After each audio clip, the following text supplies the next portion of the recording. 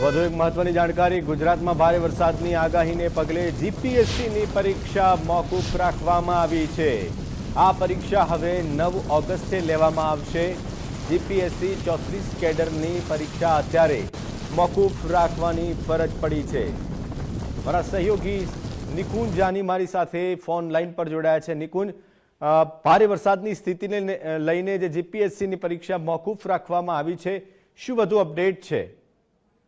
GPSC જાહેર સેવા પસંદગી મંડળ તરફથી આવતીકાલે એટલે કે 1 ઓગસ્ટે બપોરે 3 થી 4 કલાક દરમિયાન પ્રાથમિક કસોટી નું આયોજન કરવામાં આવ્યું હતું। અલગ અલગ 34 જેટલી કેડર માટેની પ્રાથમિક પરીક્ષા જે છે જે જીપીએસસી આવતીકાલે રહેવાનું હતું, પરંતુ રાજ્યની અંદર ભારેથી અતિભારે વરસાદની સ્થિતિને ધ્યાનમાં રાખીને જીપીએસસી દ્વારા આ તમામ પરીક્ષા મોકૂફ રાખવામાં આવી છે। હવે 9 ઓગસ્ટે રવિવારના રોજ આ પરીક્ષા જે છે તે 11 થી 12 વાગ્યા વચ્ચે લેવામાં આવશે।